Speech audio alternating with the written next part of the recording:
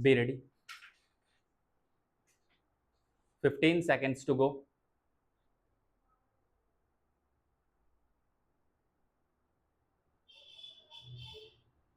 5 seconds to go.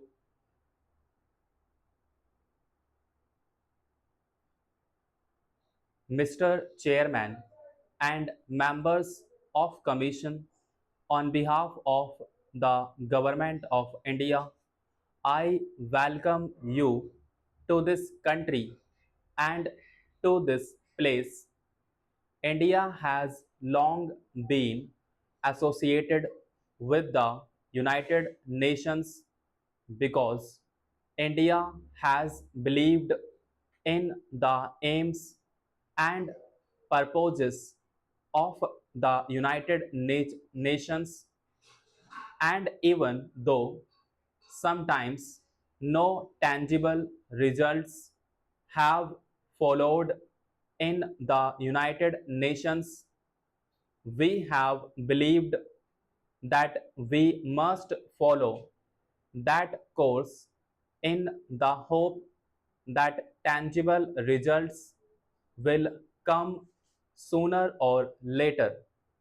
We have taken part in your various commissions because we have felt that quite apart from the political aspect of the United Nations, the economic aspect is at least as important, if not more important.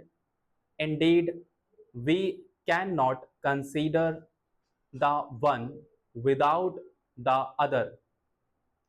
Politically, we have not met with great success so far, but I think that if we succeed in the economic field, that will affect the political field also.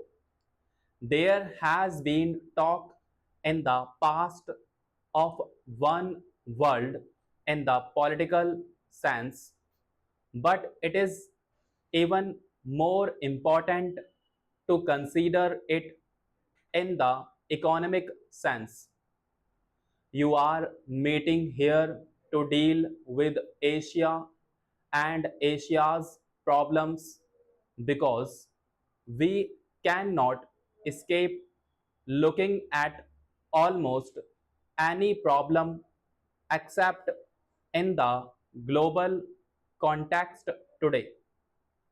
Asia is big enough, and the subjects you have to deal with are vast and of very great importance. The governor of Madras referred to the numerous papers and memoranda that you have before you, and I feel rather overwhelmed when I look at all these files and paper, and when I see all these experts, because I can only speak as a layman. But while experts are quite inevitable in the modern world, sometimes I have a feeling that they become very impersonal and look at problems as if they were mathematical and algebraic formula. Well, we have to deal with human beings and the future of human beings, and Asia, the area under survey, has a population of at least 1,000 million human beings. In India, including Pakistan, there are 40% of those 1,000 millions, that is 400 millions, and we have to deal with these vast numbers practically half the world's population.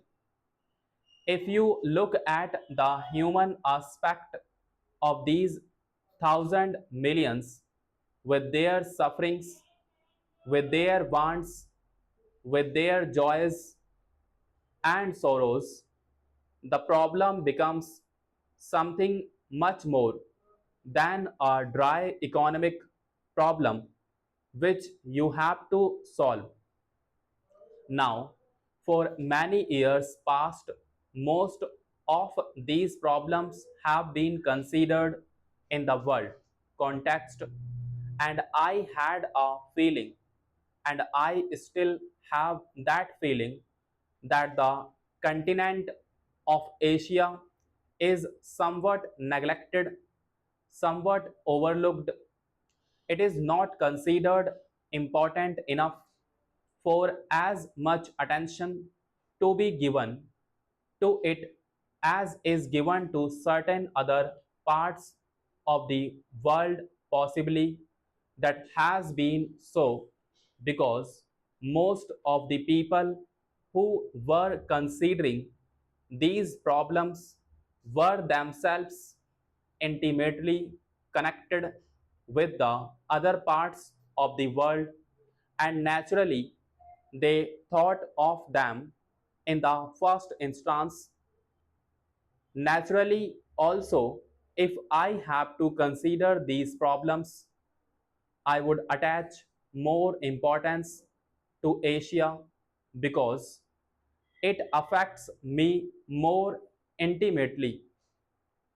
About that kind of reaction apart, it is quite obvious that you cannot consider the problem of Asia or the problem of Europe or the problem of America or the problem of Africa in isolation from the problem of other countries. It just cannot be done. And if some countries which are fortunate enough today think that they can lead their lives in isolation, irrespective of what happens in the rest of the world, it is obvious that they are under a misapprehension today. If one part of the world goes down economically, it has a tendency to drag others with it, just as when, unfortunately, war breaks out, other people who did not want war are involved. So, it is not a question of the prosperous merely out of the generosity of their hearts helping those who are not prosperous, though generosity is a good thing, but it is a question of enlightened self interest, realizing that if some parts of the world do not progress, remain backward, they have an adverse effect on the whole economy of the world, and they tend to drag down those parts that are at present prosperous. Therefore, it becomes inevitable to consider these problems in the global way and to pay even more attention to those parts which are relatively backward. Asia has been for generations past in a some static and backward condition. But during the last few years, mighty forces have been at work in Asia. These forces inevitably thought in terms of political change to begin with, because without political change, it was not possible to have any far reaching or enduring economic change Large parts of Asia were colonial territory dominated by other countries